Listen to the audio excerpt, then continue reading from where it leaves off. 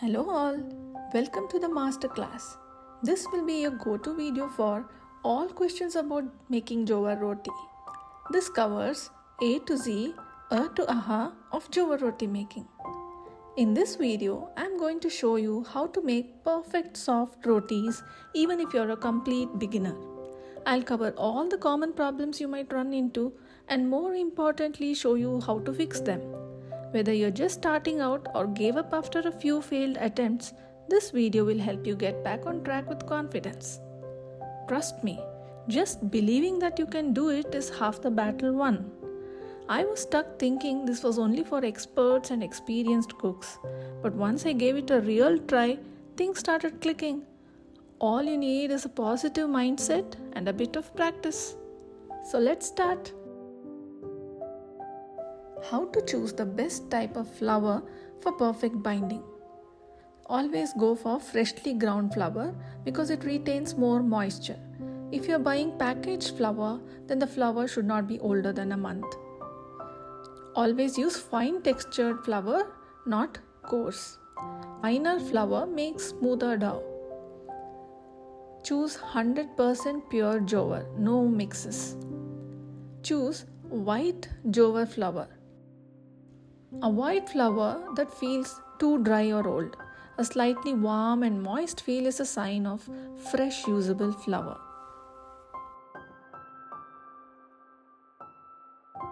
The next question that comes into our minds is about sieving. Is sieving really necessary?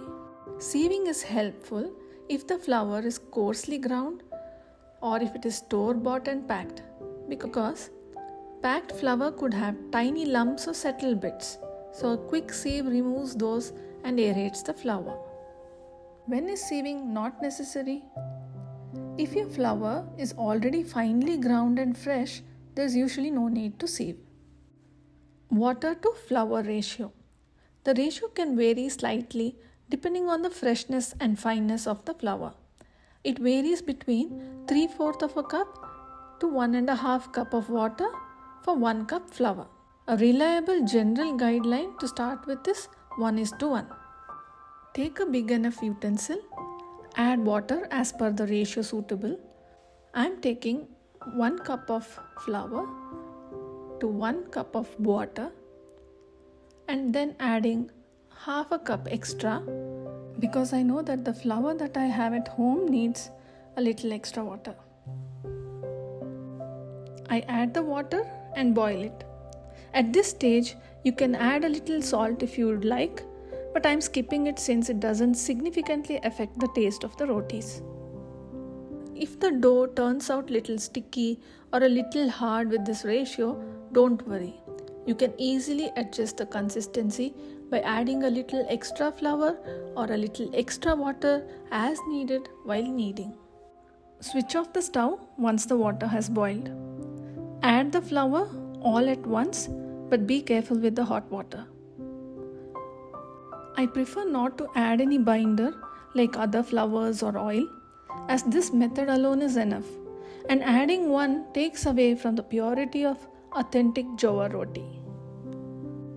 Use tongs to hold the utensil as it is hot. Stir with a thick spoon or wooden spatula. Wooden stick or spatula is used because it gives better grip and doesn't conduct heat.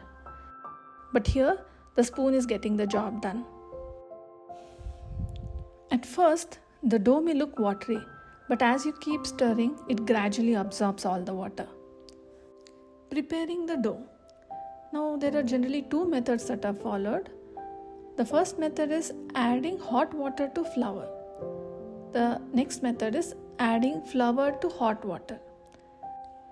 I choose the second method, that is adding flour to hot water, because it helps cook the dough partially, making the dough softer, more elastic, and easier to roll without cracks. Cover the utensil with a lid and let it rest for 5 to 10 minutes. Next, I clean the countertop to knead the dough. A hard surface makes it easy to apply pressure and work the dough without it shifting or moving around. It helps to stretch and fold evenly. It's easier to control the dough as you can push it down and fold it back with more force for getting the right consistency for soft rotis. You can knead the dough on a plate as well, but make sure it is wide enough, not just roll the dough like how you do it for chapatis. Keep some flour and water next to you while kneading.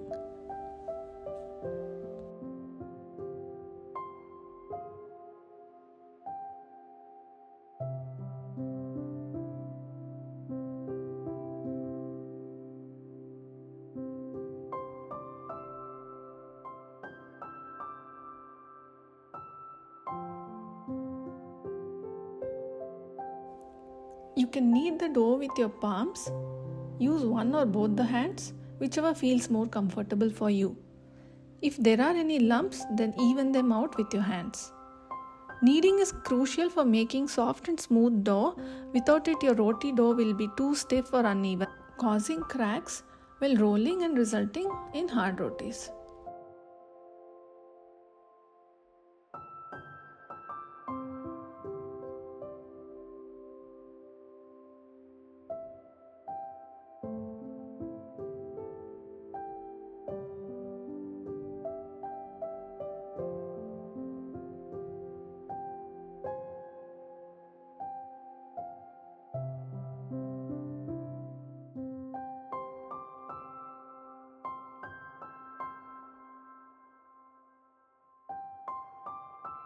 Now I'll show you how the dough looks if it has too much water or too much flour, and how we can adjust the consistency.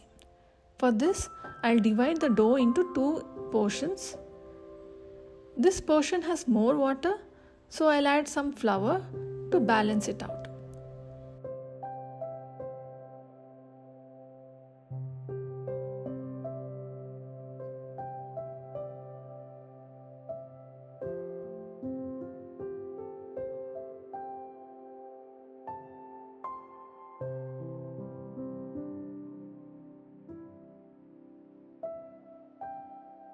Let's check if the dough has the right consistency. It should feel soft to touch but still hold its shape. If it springs back slightly when pressed, it means it is well kneaded. If it sticks to your finger, then it's too wet. Add a little flour to adjust. If it cracks or crumbles, it's too dry. So then add a little bit of water to adjust. And this one has too much flour, making it harder. So I'll add a little water to soften it. It's that simple. It's all about finding the right balance of moisture.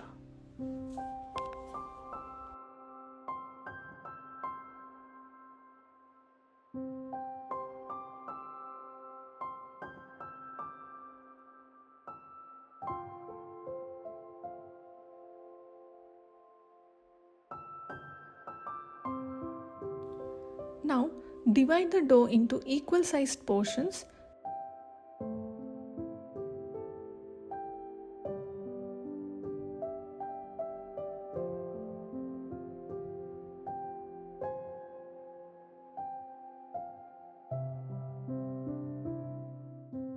And roll them into smooth, soft balls. You can start rolling them out immediately. There is no need to rest the dough.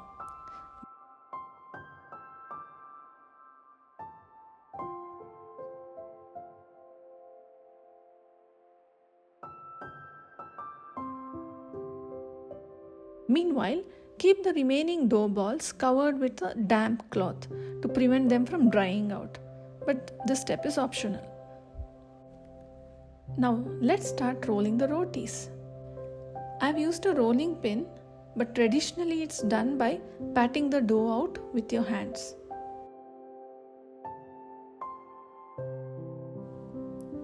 Begin by dusting some flour on the rolling surface, be it a countertop or a board.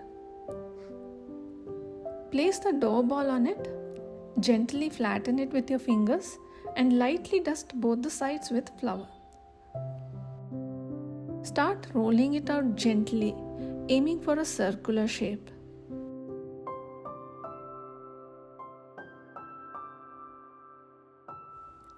To begin with, you can start with small sized rotis as they are easier to handle and roll.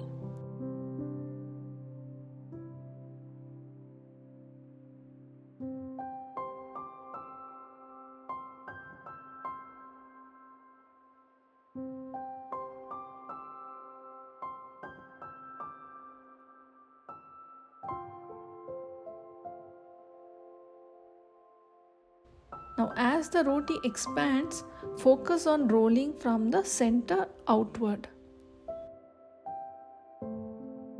Use light pressure while rolling to avoid cracks.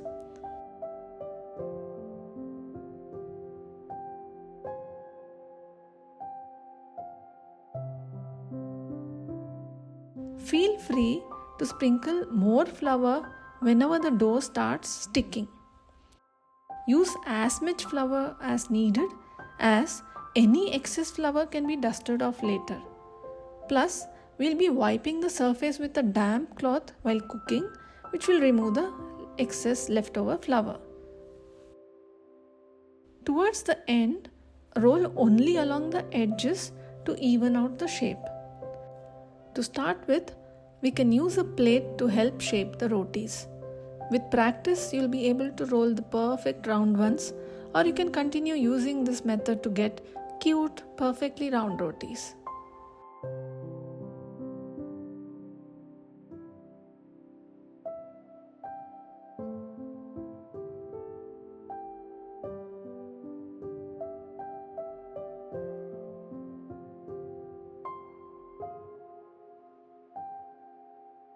Dust off the excess flour and transfer it to the plate or tawa.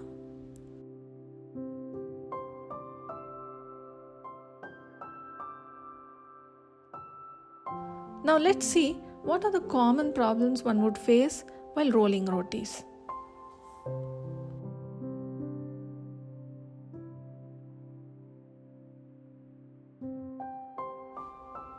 If the roti tears, you can patch it up with some extra flour or dough and flip it and roll it again and continue.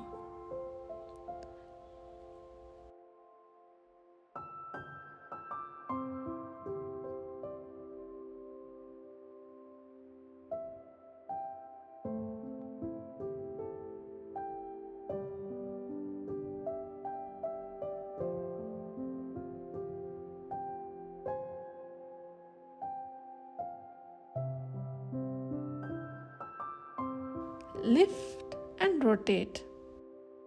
Handle the roti gently. If the roti starts sticking to the rolling surface, then you can use a metal spatula to lift it and then flip it and dust some flour and continue rolling.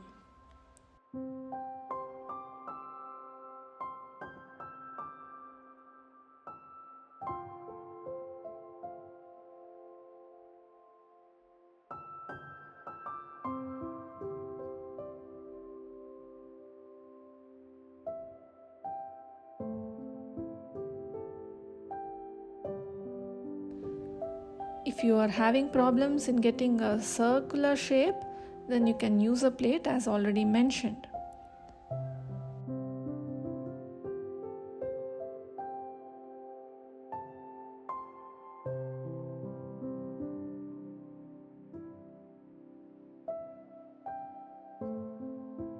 If the dough has hardened or toned completely, just add a little water and roll it up and restart.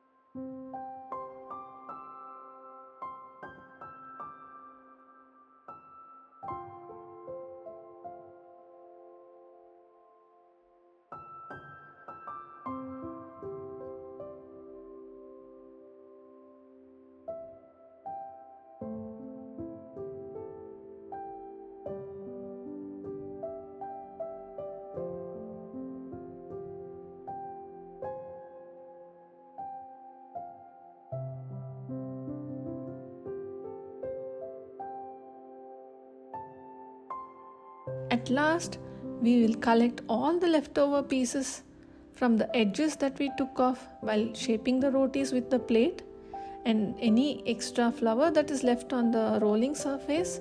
So we'll add a little water and form a dough ball. Then roll it out as you did with the others.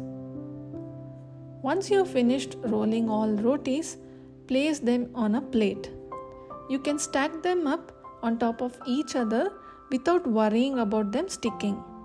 Now let me highlight some benefits of stacking up all the rolled rotis together. So I used to roll and cook one roti at a time, which wasted gas. Then I tried making a batch of 2 to 3 rotis at once, but I still wasn't satisfied. However, by stacking all the rotis, you save time and your family can enjoy hot, fresh rotis without waiting. It feels different and you're no longer under any constant pressure. You can focus on one task at a time while being more efficient. So once you master this, you can roll and cook in parallel as well. Or if you prefer, you can stick with this method too. Have a small cotton cloth and a cup of water ready by your side. Now, take a cloth which is large enough to cover the entire stack of rotis after cooking. You can cook the rotis on medium to high heat or switching between the two as needed. Just make sure that the rotis don't burn. Now let's put the roti on the tawa.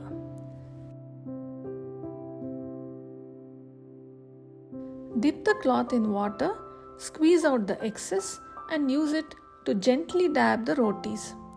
Now this helps remove any extra flour and keeps the surface moist, resulting in softer rotis. After a few seconds, flip the roti and again dip the cloth in water and gently dab this side too. Some people dab water on just one side of the roti. I will show the outcome of this later.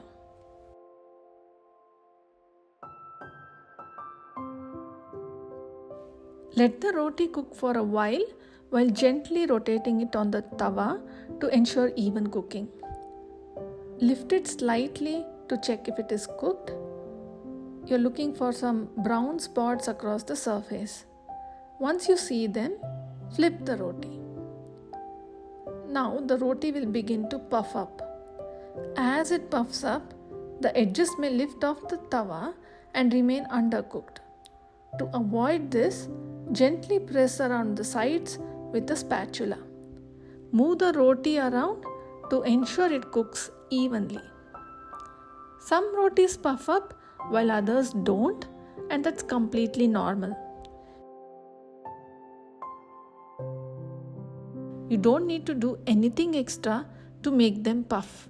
It's just a natural outcome of the process. Lift slightly to check if it is cooked. If yes, then transfer it to the cloth which we spread out on the storage utensil earlier.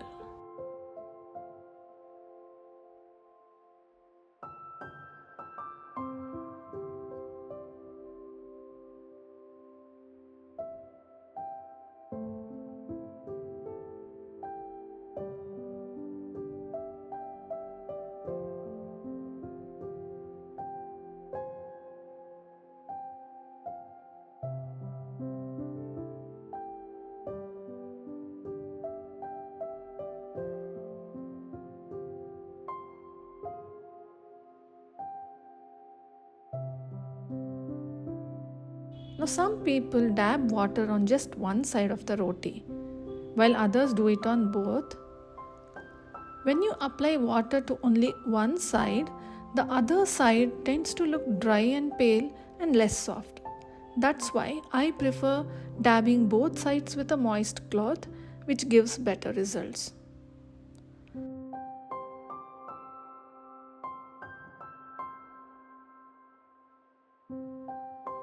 Now cover the rotis once you are done cooking all of them.